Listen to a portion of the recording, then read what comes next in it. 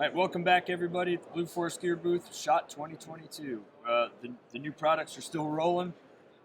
Another new product we have coming out this year is the RACKminus. I know lately in the industry there's a lot more noise about racks. For those of us that have been doing this for the last 20 plus years, we remember the days where it was rack. Everything was rack. It kind of died out in the mid 2000s, thankfully, because technology got a lot better for body armor, plate carriers. Just put the shit right on it. Mission change happened, continually happens. So we're back to, hey, let's take 21st century technology, some of the things we've done really well in the past, and apply it to a more modern, advanced split front chest rack. So RACKminus. For those of you that want to do kind of a little bit of a deeper dive on the rack concept, what do you got, Chuck? History. Yeah, the AK chest rig has been supplementing traditional load-bearing gear to make ammunition more available to you, faster, more efficient reloads. Actual, Tricom chest rigs were worn over LBE going back a whole long time ago. Then we started incorporating them into the patrolling environment, and one of the things that we didn't like was the fact that when you're not wearing armor, you weren't getting ventilation on the chest very well. Guys that had load-bearing gear, they could undo the load-bearing gear and attach an LBE extender to allow some more airflow in a patrolling type of environment. And the chest racks really kind of held all of that heat in, and that spawned the two-piece design. And that really took off for a lot of end users, especially guys in the sniper and reconnaissance community. That's Recce, pronounced Recce for you cloners, not Reese, like a Reese cup to go with the Nuggies. So I know there's a lot of Recce rifle stuff going on the internet right now. Just shout out to that whole drama that is the internet. So two-piece split front allows you to open it and wear it very similar to an LBE. And then if you need to go prone, the ammo's not trapped under you, it's off to your side, you're getting lower profile to the ground and things like that. When I ran separate armor carrier and vest, I used a two-piece split front chest rig for that purpose when I was doing missions and stuff downrange, where I was bouncing back and forth between sniper reconnaissance and direct action stuff. That armor and two-piece rack configuration was my go-to for many years. So Outstanding, man. I was a reconnaissance guy for 2.5 years back in my career, and I don't think right now that I can spell the word reconnaissance if you put a gun to my head. That little red squiggly line on like emails always keyed me off. But some very specific features of this RACKminus. It's never been done before. We have integrated 10-speed technology directly into the field on the rack. So what we got here is a raw rack with a standard size MOLLE slits in it. However, as you can see from mine, 10-speed pouches have been hard sewn into the back of the field. So what that gives us is a very low form factor front. Racks back in the day and even now, goddamn, they start going out this way because you want to carry everything in the kitchen sink in your war chest. And that's maybe not the right solution. I'm more of a fan of a very low form factor front and understand that this rack is part of a larger system. Like, I obviously don't have everything up here that I could possibly have. That's what belts are for, and drop legs and subsystems and day packs and all that kind of stuff. Or I guess in this case, soul packs. But we have we have 10-speed pouches direct mounted in here, hard mounted. This rack will be a 5.56 rack and a 7.62 rack. I've been running this thing for about a year, testing it and playing with it. I run 5.56 mags in my 7.62 rack because with 10-speed technology, they're super secure. I fit AK mags in here really nicely, OBR mags, Tika mags, and my carbine mags. So this is a 7.62 rack, but we will be making a dedicated 5.56 rack version as well. If for whatever reason you're not carrying magazines in this part of your system, because it's 10-speed, you can put anything you want in here, tourniquets and radios and things like that.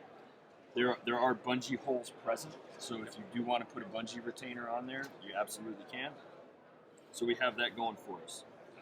On the outside of the rack, we're making these GP pouches that are kind of, not super specific to this, but they just work beautifully. We did design them and build them to go with this rack system, although you can put them on anything you want. When you put them on the rack, though, the way they're designed is, again, that super low form factor and not creating that shelf up here. The zippers on these things are double clutched, so it doesn't matter which direction you close them in or open them in.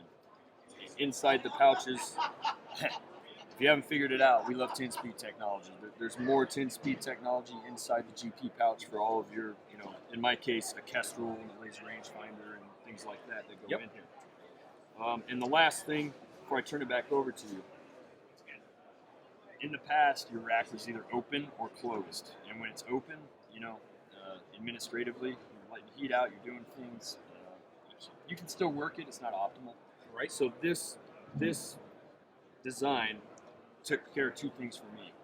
With the old, I won't say the name, but the older racks that were split front had that big gaudy zipper piece that it was either up here doing what it wanted or down here and stabbing it. So this bungee houndstooth thing we got going on down here does two things. A, it keeps that zipper pull tab secured so it doesn't stab you in the belly button or wherever, and it's not flopping around making noise. And number two,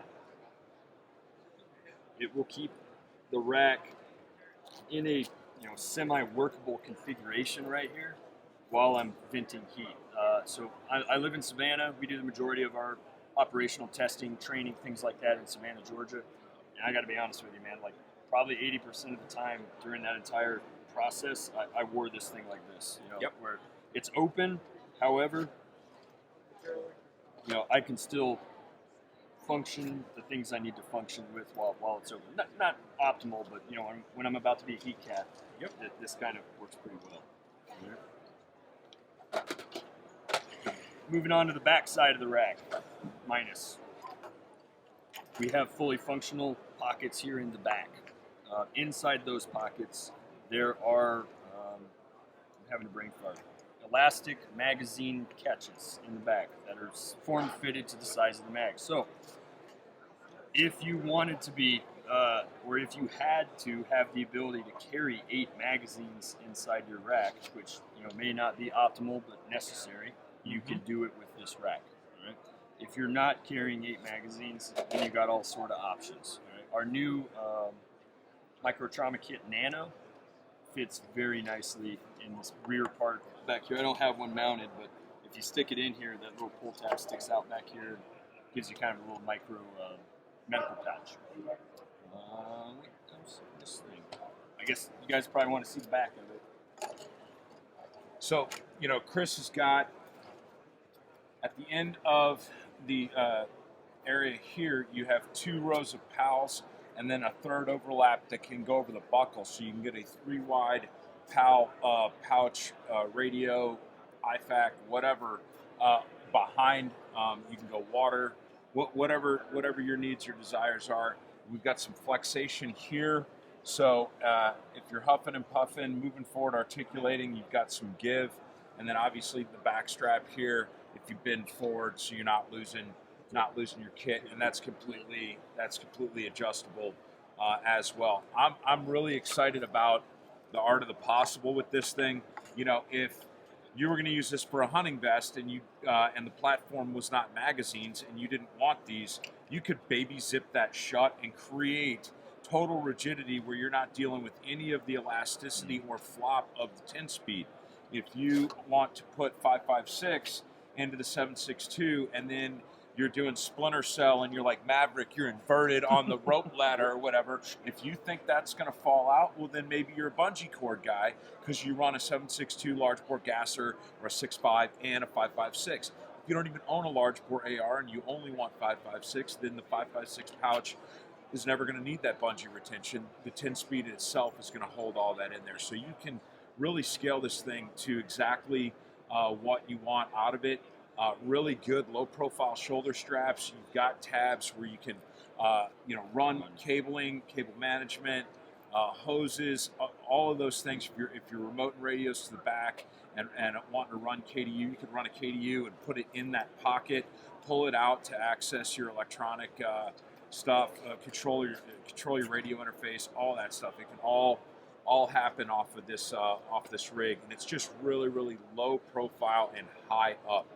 And whether that is because you're wearing a 2-belt system below, or you have a huge house ruck and it's got a really nice, comfy, wide, padded waistband, and you might actually have pouches on your rucksack, and all of that chest rack is going up, and your second belt or your 2-belt might actually be in the ruck. And when you dump that Bergen, you put on your gunfighter belt at the ORP, and then you can continue on with this system. So shouldn't be any real interface, depending on how crazy you get on the sides. You shouldn't have any problems carrying a full mission house ruck integrated in with this system. And when you're humping up and down the hill, the chest strap of that rucksack and that tab there should allow that thing to stay open, but not flop around all on you when you really need full articulation of the lungs, because you're ascending under heavy load. Yep. So you really nailed it with the art of the possible. Yep. We like to say things are modular, but what does that really mean? And what are the opportunities with that modularity? And with RACKminus, they are just all over the board. So thank you everybody for tuning in today for SHOT 2022 Blue Force Gear booth, and we'll see you next time. Take care, guys.